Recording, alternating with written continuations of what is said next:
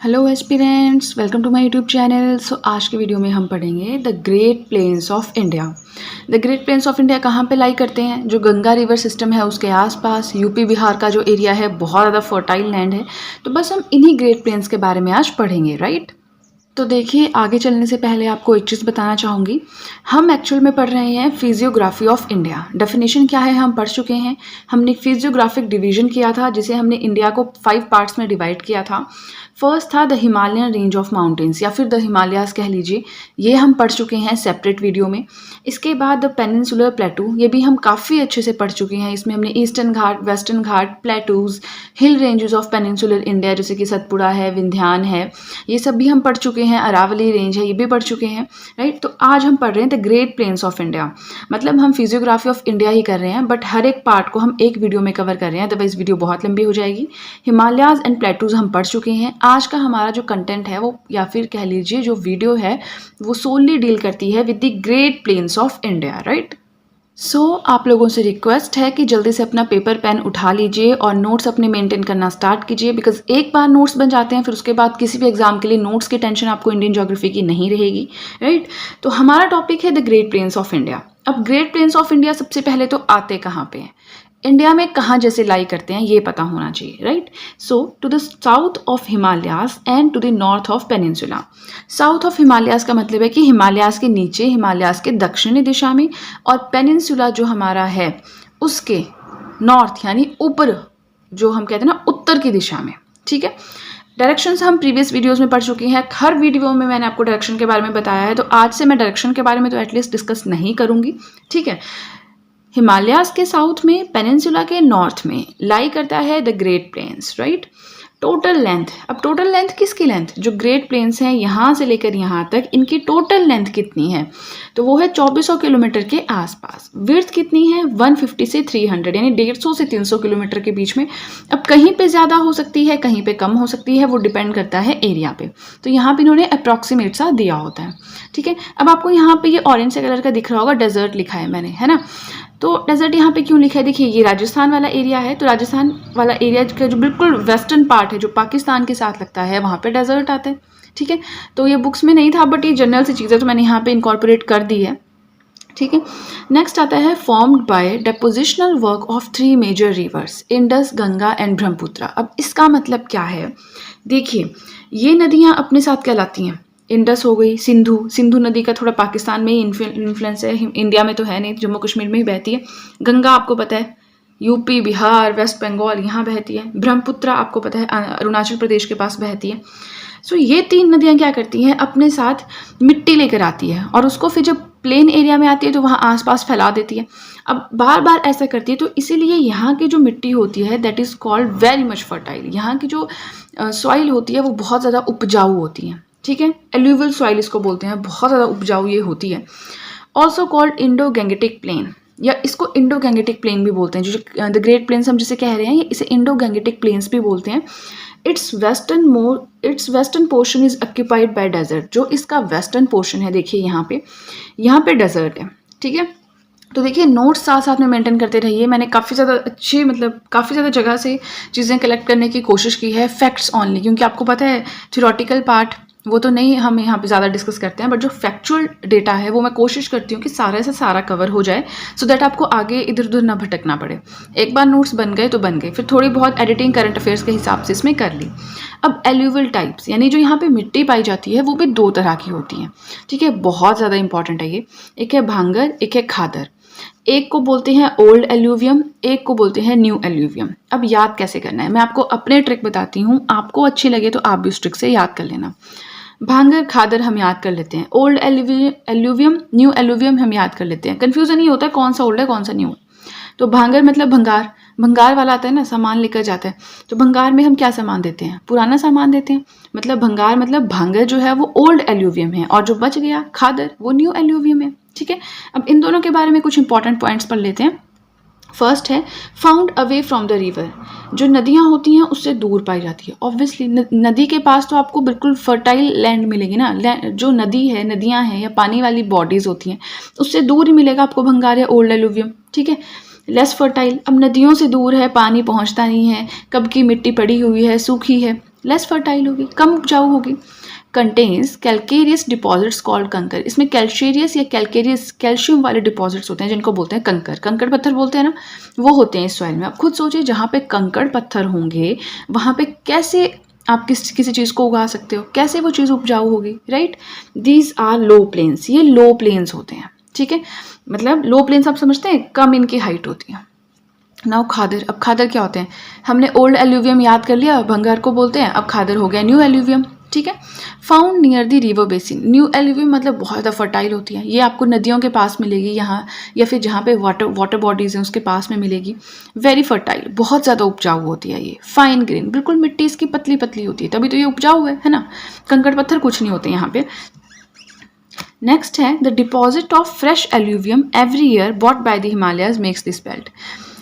Fresh alluvium यहाँ पे आता है, मतलब नदियाँ हर साल फ्रेश मिट्टी अपने साथ लेकर आती हैं, और जो नदियाँ फिर जैसे वो पहुँचती हैं यूपी बिहार वाले एरिया में, वेस्ट बंगाल के थोड़े से एरिया में, तो वहाँ पे जाके वो फैल जाती हैं, ठीक है। उत्तराखंड में भी बहती है गंगा, वहाँ पे जाके फैल जाती है, फिर वहाँ वो आसपास उस मिट्टी को जमा कर देती है, जिससे वो वाला एरिया क्या होता है, बहुत ज़्यादा फर्टाइल यानी कि उपजाऊ हो जाता है, ठीक है। तो आपको एल्यूवियल टाइप समझ आ गए, भंगार, खादर, ओल्ड एल्यूवियम, न्यू एल्यूवियम समझ आ गया, कौन सी फर्टाइल होती है कौन सी फर्टाइल नहीं होती, क्वेश्चन ये आता है। कंकर किस में पाए जाते हैं, ये आता है। ओल्ड एल्यूवियम, न्यू एल्यूवियम का क्वेश्चन आता है, कौन सी नदी के दूर होती है कौन सी नदी के पास होती है, ये क्वेश्चन आता है। और यहाँ से तो बिल्कुल बेसिक सी चीज़ें हैं, ठीक है। तो अब चलिए हमारा फर्स्ट पेज हो गया कंप्लीट, चलते हैं नेक्स्ट पेज की तरफ। सो नेक्स्ट जो हमें पढ़ना है वो है भाबर और तराई। भाबर और तराई ये भी बड़ी इंपॉर्टेंट चीज़ें हैं। कैसे इंपॉर्टेंट है देखिए, हम पढ़ते हैं। हमने पढ़ा है सबसे, यहाँ पे पहले ये वाला डायग्राम देखिए, उसके बाद चलते हैं।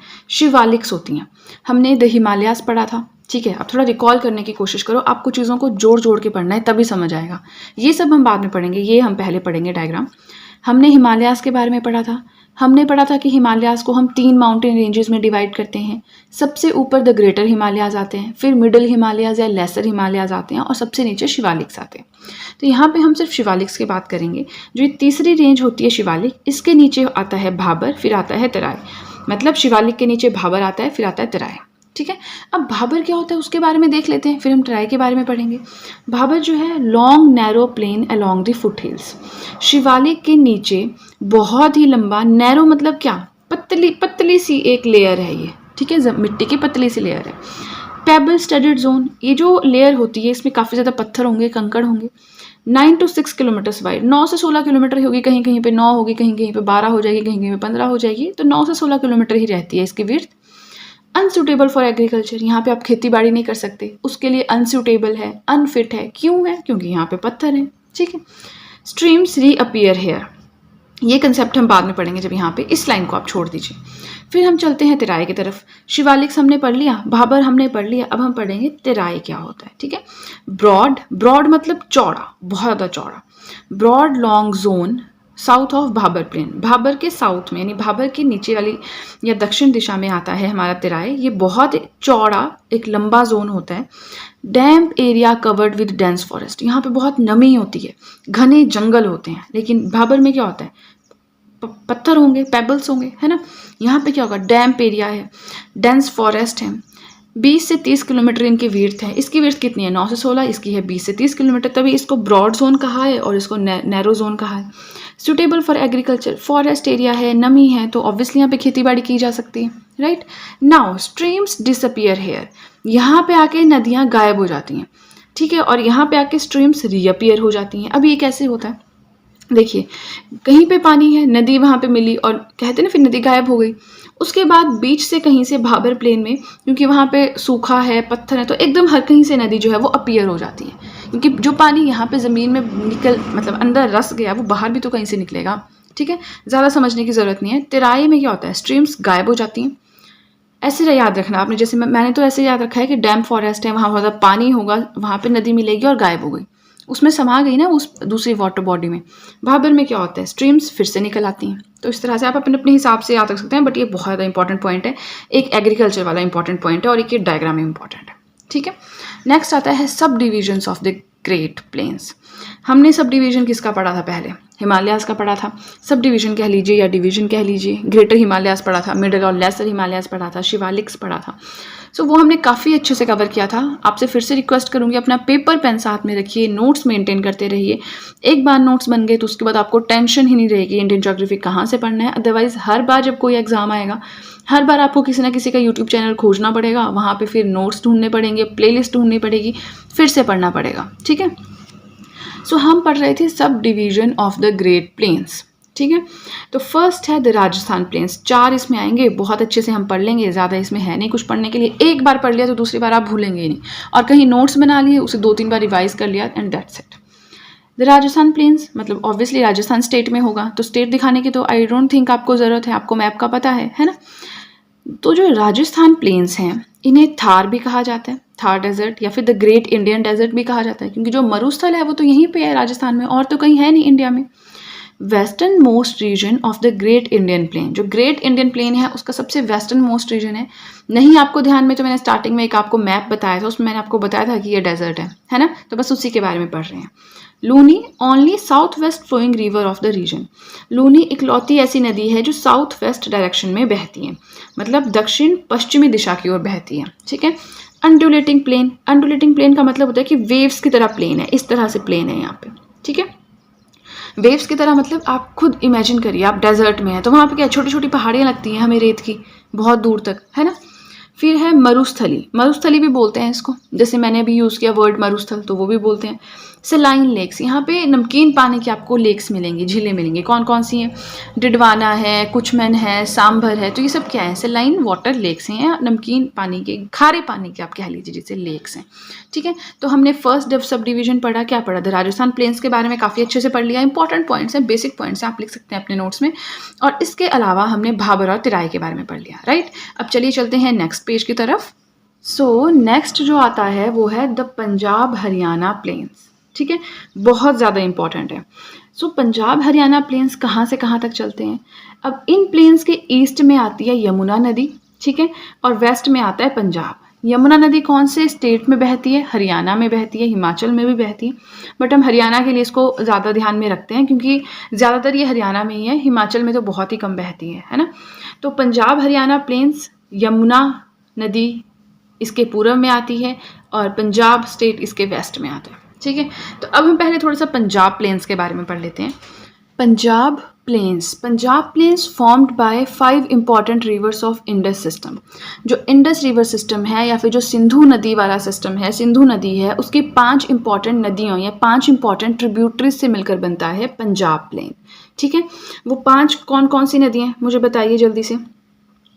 वो है झेलम, चिनाब, रावी, सतलुज, ब्यास। वो हम आगे इन्हीं नोट्स में पढ़ेंगे। फिलहाल आप इतना देख लीजिए कि जो सिंधु नदी है यानी जो इंडस रिवर सिस्टम है उसके 5 ट्रिब्यूटरी से मिलकर बनता है पंजाब प्लेन्स। ठीक है, इंडस तो इंडिया में बहती नहीं है, इंडस तो सिर्फ जम्मू कश्मीर में थोड़ा सा बहती है, बाकी इंडिया में कहीं नहीं बहती है, फिर ये पाकिस्तान में चली जाती है। ठीक है, सो इंडस के ट्रिब्यूटरीज या 5 इंपॉर्टेंट रिवर्स से मिलकर हमारा क्या बनता है? पंजाब प्लेन बनता है। This plain is primarily made up of doabs, और ये प्लेन भी दोआब से मिलकर बना है। दोआब क्या होता है? The land between the 2 reverse. मान लीजिए यहाँ से हमारे पास, आप सोच लीजिए एक नदी जा रही है, ठीक है, यमुना है, यहाँ से जा रही है हमारी, यमुना नहीं, सॉरी यमुना उसकी नहीं है, यहाँ से जा रही है ब्यास, यहाँ से जा रही है सतलुज। तो इसके बीच में जो लैंड वाला पार्ट है जिसपे लोग रहते होंगे, ठीक है, उसको हम एक नाम दे देंगे, उसको बोलते हैं हम दोआब। ठीक है, अब ये दोआब भी 5 तरह के होंगे।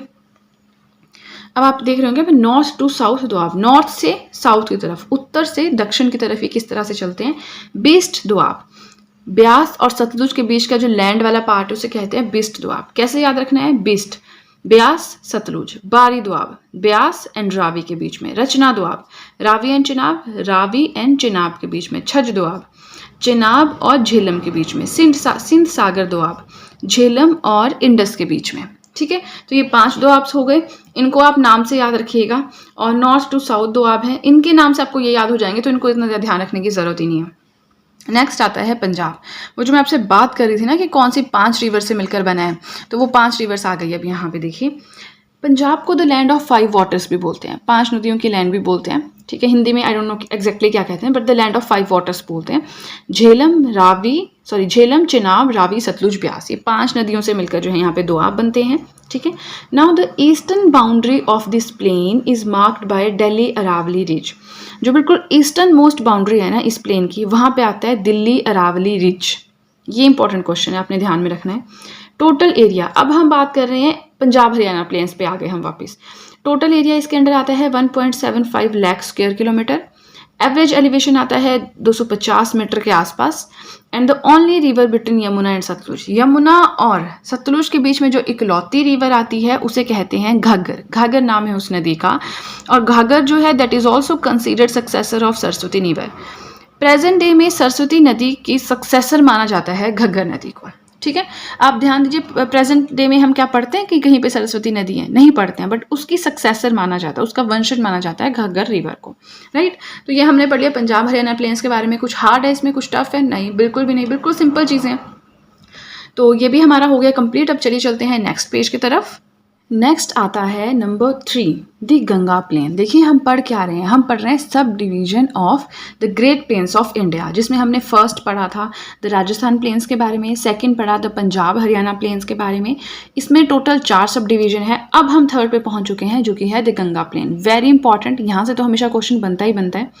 It extends from Delhi to Kolkata, Delhi से चलेगी कोलकाता तक गंगा प्लेन। कौन कौन से स्टेट से होकर बहती है गंगा? तो यहाँ पे लिखा है यूपी, बिहार, वेस्ट बंगाल, बट यहाँ पे यूके भी आएगा। ओके, सो यूके से तो ओरिजिनेट ही होती है ना, तो यूके में तो ऑब्वियसली आएगी उत्तराखंड में। तो हमने ये पढ़ लिया कि एक्सटेंड करती है दिल्ली से कोलकाता तक। स्टेट्स इसमें आते हैं यूपी, बिहार, वेस्ट बंगाल एंड उत्तराखंड। देखिए साथ में नोट्स मेंटेन करते रहिए, पेपर पेन साथ में रखिए, आपको बहुत ज़्यादा फायदा हो गया इससे, बिलीव में बहुत ज़्यादा फायदा होगा। So the Ganga and its tributaries deposit large amount of alluvium and make this extensive plain more fertile. सबसे ज़्यादा फर्टाइल प्लेन है ये जो गंगा प्लेन है। जो गंगा और इसकी सहायक नदियां हैं वो अपने साथ बहुत सारी मिट्टी या कह लीजिए एल्यूवियम साथ में लाती है और उसको फिर नदी के आसपास जो है जमा कर देती है, फैला देती है, जिसकी वजह से ये लैंड बहुत ज़्यादा फर्टाइल कहलाती है। Largest unit of the great plains of India, जो the great plains of India को हमने 4 सब डिविजन्स में डिवाइड किया था, ठीक है, तो उनमें सबसे बड़ा यूनिट है हमारा the Ganga plain, right. Rivers इसमें कौन कौन सी बहती हैं, बहुत ज़्यादा इंपॉर्टेंट है। चंबल, बेतवा, कीन, सोन, ये 4 नदियां इसमें से होकर बहती हैं। जनरल स्लोप इसका रहता है ईस्ट से साउथ ईस्ट की तरफ, ठीक है, ईस्ट से चलेगा, ईस्ट से साउथ ईस्ट की तरफ, ठीक है।